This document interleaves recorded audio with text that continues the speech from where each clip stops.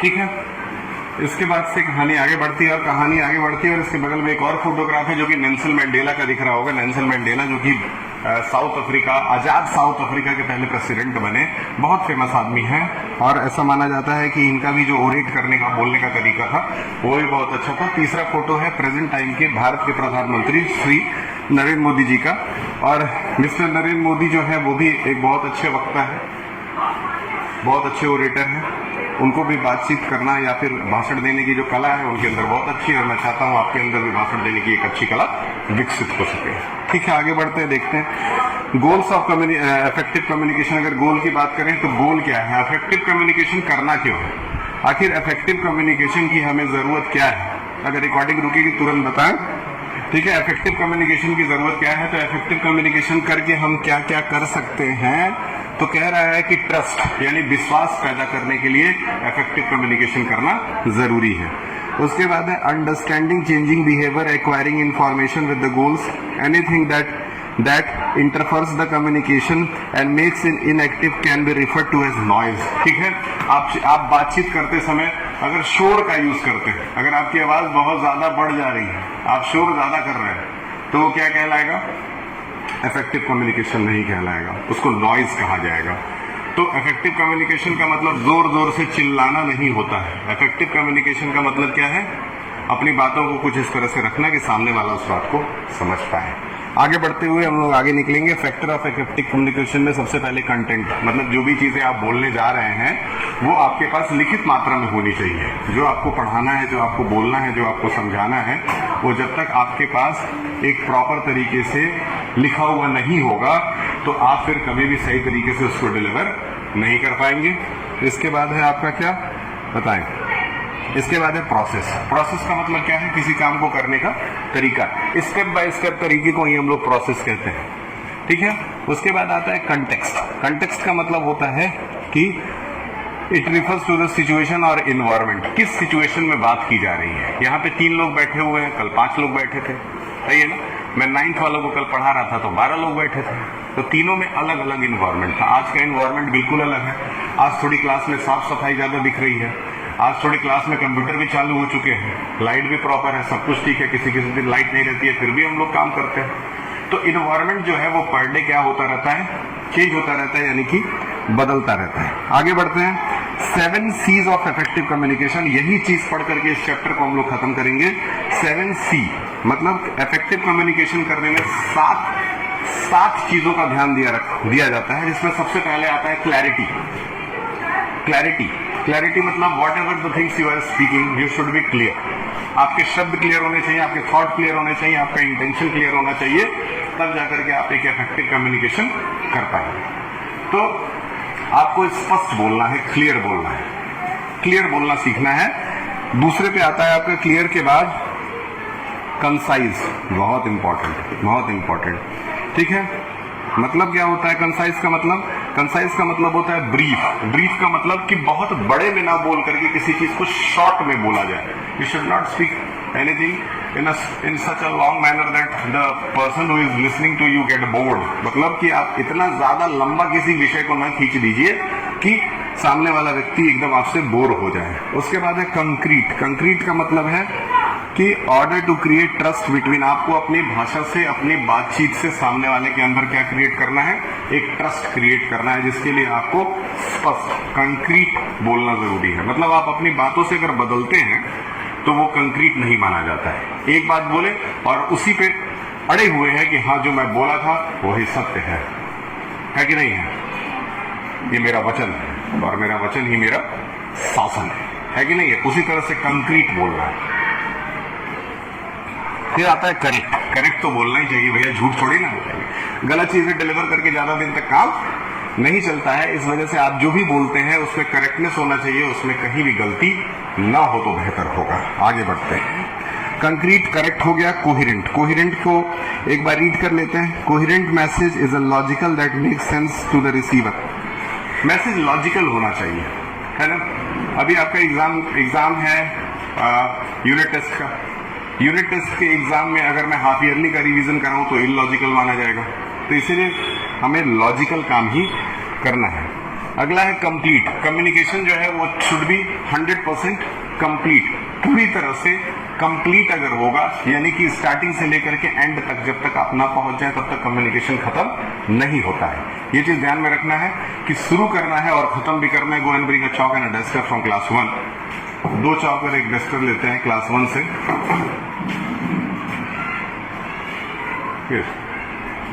और शूज बाहर उतार के आना, ठीक है। आगे बढ़ते हैं। तो कोहेरेंट हो गया complete. A complete message will have all the information the receiver needs to know. Complete का मतलब क्या होता है? जिसमें कोई कमी ना हो, कुछ और ऐड करने के लिए ना हो, मतलब जो भी आपको पढ़ना है, जो भी आपको लिखना है, वो पूरी तरह से आपने कंप्लीट कर रखा है, A to Z। उसके बाद है courteous.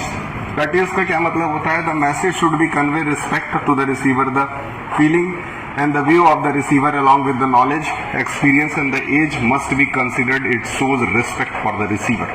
The receiver should be addressed in a friendly and courteous manner by using respectful term or gesture. One must be sensitive to the culture and background of the receiver, especially when communicating with the peoples from different ethnicities. याद रखिएगा, courteous का मतलब जब भी बातचीत हो रही है तो आपके अंदर एक रिस्पेक्टफुल मैनर होना चाहिए। रिस्पेक्टफुल में यानी कि सामने वाले का भी अपना एक सेल्फ रिस्पेक्ट होता है, चाहे वो छोटा हो, बड़ा हो, बच्चा हो, बूढ़ा हो। उस सेल्फ रिस्पेक्ट को ध्यान में रखते हुए ही बातचीत करना चाहिए। आई think the recording is going on, very good. Next, इसके बाद से है बेनिफिट ऑफ इफेक्टिव कम्युनिकेशन, जो कि इस पार्ट का सबसे इंपॉर्टेंट पार्ट है, इस चैप्टर का सबसे इंपॉर्टेंट पार्ट है। बेनिफिट क्या क्या है? अगर आप अच्छा बोलते हैं, अगर आप इफेक्टिव कम्युनिकेट करते हैं, तो इफेक्टिव कम्युनिकेट करने से आपको फायदा क्या क्या होगा उसके बारे में जान लेते हैं। तो सबसे पहले कह रहा है effective communication reduces misunderstanding and prevent us from overlooking important information. ठीक है, इफेक्टिव कम्युनिकेशन की हेल्प से क्या होगा कि जो आपका जो भी मिसअंडरस्टैंडिंग है वो खत्म हो जाएगा, जो आपको दुविधा है वो खत्म हो जाएगी। ठीक, आप स्पष्टीकरण की तरफ आगे बढ़ सकेंगे, आपको चीजें क्लियर होंगी। This save the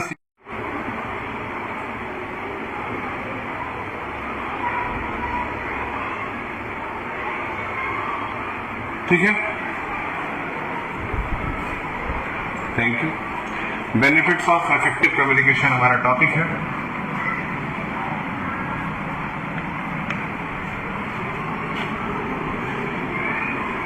benefits of effective communication.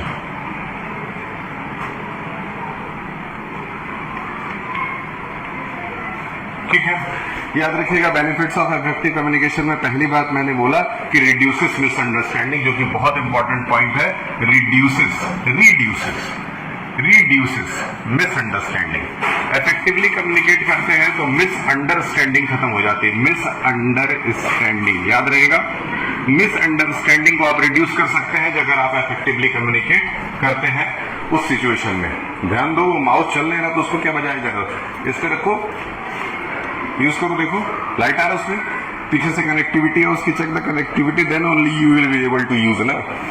आगे बढ़ते हैं। Effective communication create a comfortable environment. दूसरा नोट करिए, comfortable environment is created by effective communication.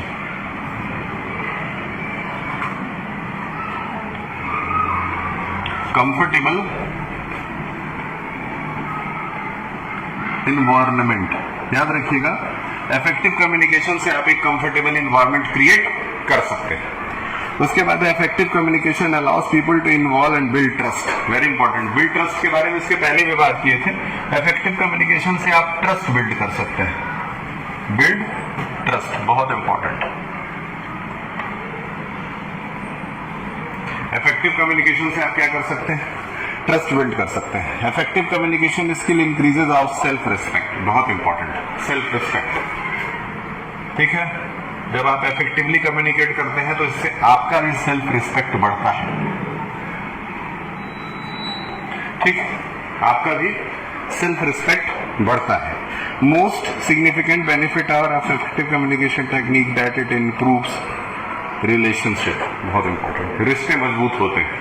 आप अगर अच्छा कम्युनिकेट करेंगे तो आपके जिससे भी रिश्ते हैं, दोस्तों से रिश्ते हैं, माँ बाप से हैं, रिश्तेदारों से हैं, किसी से हैं, ये आपका रिलेशन इंप्रूव होगा। इट इंप्रूव्स रिलेशन,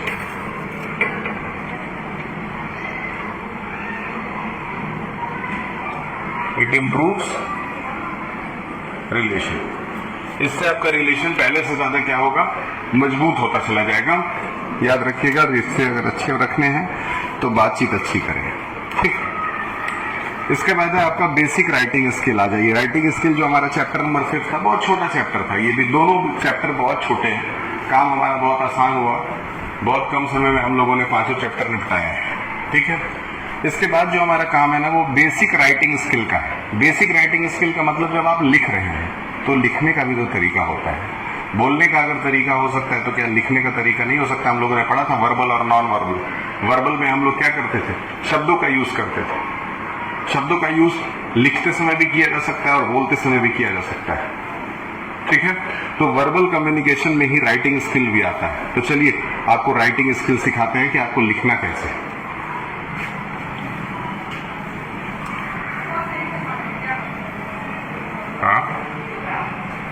बताएं क्या हुआ, कोई बोला है क्या? अच्छा, बगल वाले क्लास, ठीक, कोई बात नहीं, सॉरी, ठीक है। पढ़ते हैं। बेसिक राइटिंग स्किल क्या है? Proficiency in writing communication is considered to be utmost important in today's world. Written communication is preferred to all official purpose. जहां भी ऑफिशियल काम हो रहा हो, ऑफिस में जब भी काम होता है, कोई सरकारी काम होता है, ये सारी चीजें जो है वो रिटन कम्युनिकेशन के अंदर आती है। किसमें आती है?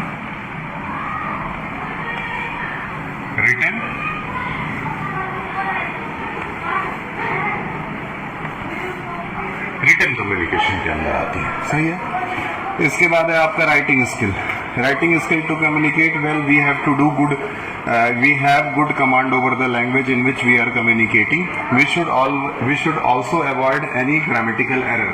जब आप लिखते हैं तो आपसे ग्रामर में भी तो गलती हो सकती है, शब्दों में गलती हो सकती है, पैराग्राफ बनाने में गलती हो सकती है, फिर आपके टेंसेस में आपसे गलती हो सकती है, स्पेलिंग मिस्टेक हो सकता है। ये सारी चीजें आप राइटिंग स्किल के समय सुधारते हैं, समझ में आया?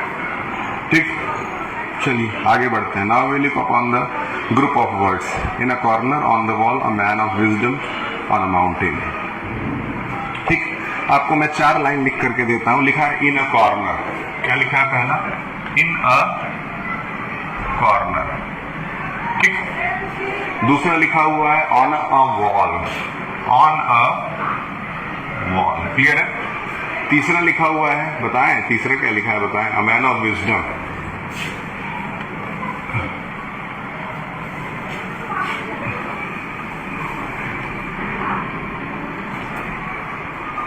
A man of wisdom on the mountain.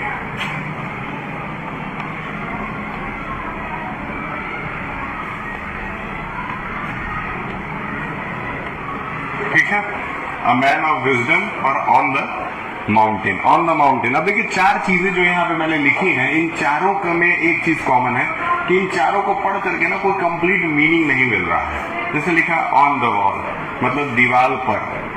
दूसरा है इन द कॉर्नर, कोने में। इन सब चीजों से क्या समझना है? कोने में क्या भैया, वॉल पे क्या? फिर लिखा हुआ है अ मैन ऑफ विजडम। विजडम मतलब जिसके पास बुद्धि हो, बुद्धि, है ना? अ मैन ऑफ विजडम। फिर है ऑन द माउंटेन। तो इसमें 4 चीजें मैं आपको बताया। 4 लाइनों में इसको फ्रेज कहा जाता है। बेसिकली फ्रेजेस का इस्तेमाल जो होता है, सेंटेंस के एक पार्ट होते हैं, टुकड़े होते हैं। इन टुकड़ों का इस्तेमाल करके एक सेंटेंस को फ्रेम किया जाता है।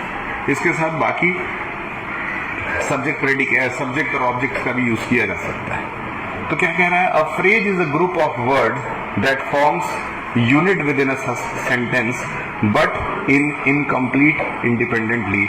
A phrase lakhs both subject and object. याद रखिएगा, यहां से ग्रामर भी आ गया थोड़ा सा। Now we are entering into the grammar. और कह रहा है फ्रेज का डेफिनेशन याद रख लीजिए, हो सकता है फ्रेज से आपको एग्जाम में सवाल पूछ ले। तो फ्रेज के बारे में इसने क्या पूछा? ये फ्रेज के बारे में बोल रहा है कि फ्रेज जो है वो ऐसे शब्दों का समूह है जो कि इंडिपेंडेंटली इनकम्प्लीट मतलब बताते हैं। ठीक है, a phrase lakhs both subject and the object, जिसके अंदर सब्जेक्ट और ऑब्जेक्ट दोनों नहीं होता। समझ रहे हो? ठीक है, उसके बाद आते हैं टाइप्स ऑफ फ्रेजेस, फ्रेजेस के याद कर लीजिएगा, थोड़ा ग्रामर ऐसा लग रहा है पढ़ाई होने लगी। ठीक है, ग्रामर में चलते हैं टाइप्स ऑफ फ्रेजेस में। पहला पार्ट जो है फ्रेजेस का, now I think the recording is happening और not, just check it, thank you. तो उसके बाद है नाउन फ्रेज। पहला जो पार्ट आता है उसको हम कहते हैं नाउन फ्रेज। तो नाउन फ्रेज क्या है? Noun phrase act like a noun in a sentence. Noun phrase जहां भी है ना, वो नाउन की तरह ही बिहेव करेगा। ठीक, आगे बढ़ते हैं। इसके बाद है वर्ब फेज। अब देखिए नाउन फेज में एक एग्जांपल है, we all love eating ice cream. Noun phrase में क्या है? Eating ice cream. Clear? Eating ice cream noun phrase. नीचे आते हैं verb phrase. Verb phrase is a group of main verb and helping verb with in a sentence. Example में क्या है? This jewellery may be worth million of rupees. समझ रहे हो? मे be worth मतलब इसकी वैल्यू इतनी भी हो सकती है, मिलियन ऑफ रुपीज। मिलियन मतलब 10 लाख। क्या होता है 10 लाख? जानते होते हैं। आगे बढ़ते हैं। अगला है एडजेक्टिव फ्रेज। क्या है?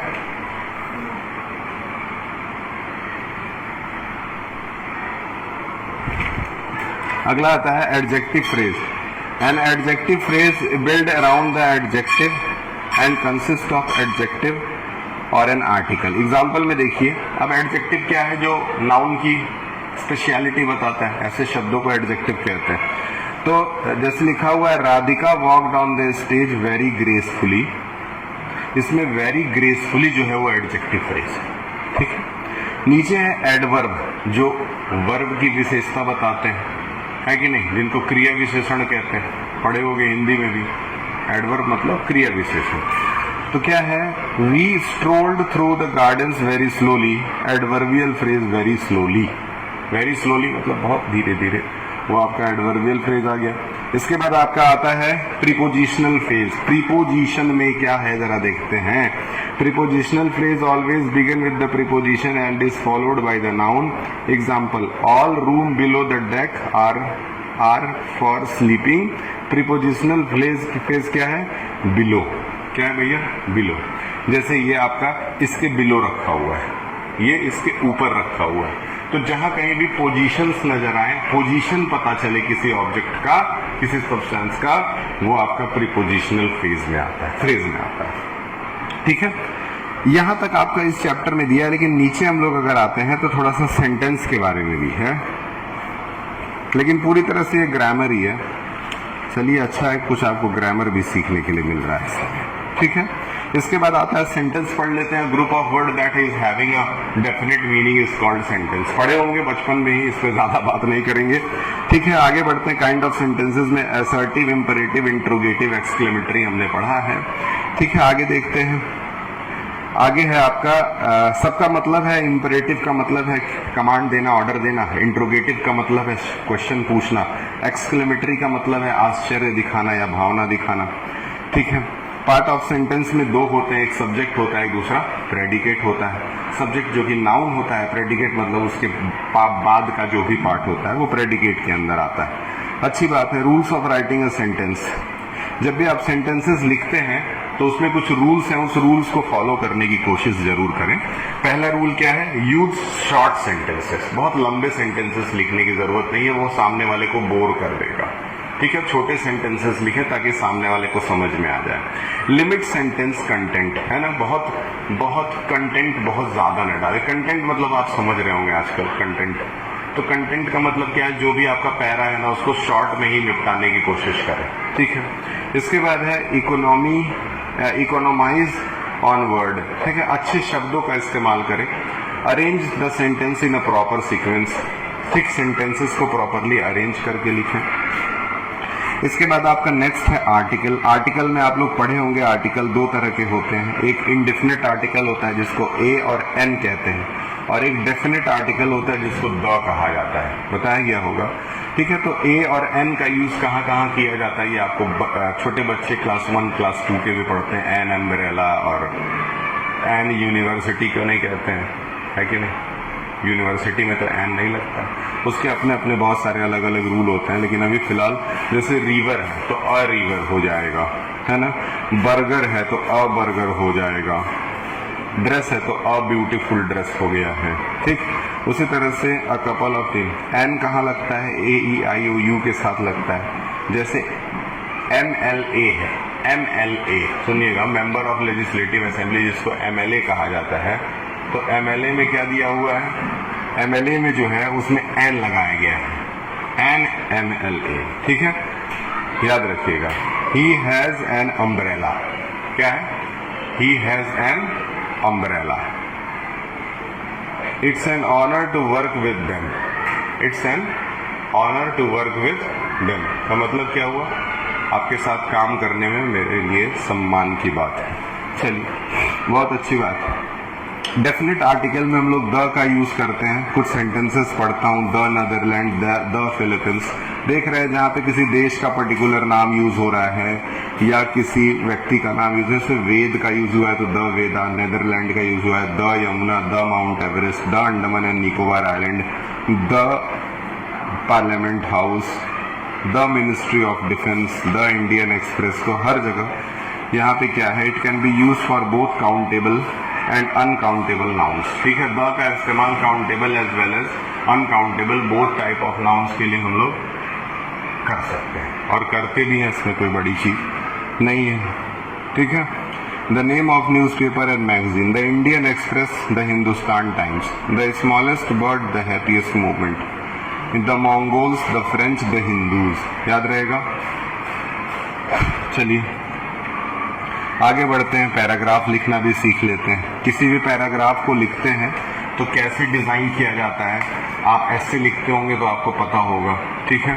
आप लिखते हैं, सबसे पहले ऊपर इंट्रोडक्शन डालते हैं और उस टॉपिक के बारे में समझाने की कोशिश करते हैं। उसके नीचे आते हैं तो उसके बाद लास्ट में जो है वो सपोर्ट एक्सप्लेनेशन, बीच में उसका पूरा एक्सप्लेनेटरी वाला पार्ट होता है और फिर लास्ट में कौन सा पार्ट होता है, कंक्लूजन वाला पार्ट होता है, ठीक है। लास्ट में कंक्लूजन डालते हैं, ठीक। चलिए आइए थोड़ा सा रूल जान लेते हैं कि कैसे कैसे ये काम किया जाता है। तो give the paragraph uniformity, paragraph एक जैसा यूनिफॉर्म होना चाहिए। कीप द पैराग्राफ शॉर्ट, कोशिश करें कि पैराग्राफ को बहुत ज्यादा लंबा ना करें, कोई फायदा नहीं है। It should be short. Use topic sentences, sentences का यूज करें। Leave out unnecessary details, unnecessary details को छोड़ दें। And the paragraph with the concluding sentence, last में कंक्लूजन वाला सेंटेंस जरूर नोट किया करें, ठीक है। ये कुछ रूल्स थे जो कि आपको याद रखने हैं, ठीक है। ये आपके पैराग्राफ लिखने के रूल्स हैं। पैराग्राफ लिखने के रूल्स के बाद से आपका इस चैप्टर में बहुत से एमसीक्यूज दिए हुए हैं या फिर बाकी चैप्टर्स में से भी बहुत से एमसीक्यू हैं। याद रखिएगा, इन एमसीक्यूज को जरूर पढ़िएगा क्योंकि हो सकता है इन एमसीक्यूज में से भी उसने सवाल बना दिया हो आपके लिए, ठीक है। नहीं भी बनाया है तो चैप्टर के बीचों बीच का पार्ट पढ़ करके आपको आना है, क्लियर रहेगा, ठीक है। अब इसके बाद आपके कंप्यूटर की क्लास नहीं चलेगी, कल आपके कोई भी मेरे क्लास नहीं है, परसों आपकी इंग्लिश की क्लास चलेगी जिसमें आप स्टोरी पढ़ेंगे और वो स्टोरी आपके यूनिट टेस्ट 1 से रिलेटेड नहीं होगी, आगे की पढ़ाई होगी, ठीक है, ताकि आपका समय से कोर्स कंप्लीट हो जाए। और याद रहे कि हमारे विद्यालय में पिछले वर्ष भी 3 पीरियड हुआ था और इस बार भी 3 पीरियड होगा। और देख लीजिए, इस बार का रिजल्ट बहुत अच्छा हुआ है। कोई भी बच्चा किसी भी क्लास में 10th का बच्चा जो है वो रुका नहीं है। सारे बच्चे लगभग ठीक ठाक नंबर ही पाए हैं, लेकिन सारे बच्चे पास हो गए हैं, ठीक है। उम्मीद करते हैं कि आप उनसे ज्यादा अच्छा नंबर पाएंगे, ठीक है। राइटिंग स्किल पे थोड़ा ध्यान दीजिएगा, ठीक है। और 9th क्लास के बच्चों को, चाहे वो किसी भी हालत में हो, उनको भेजिए। अगर वो पढ़ रहे होंगे तो उनके टीचर को दूसरा काम दे करके उनको अभी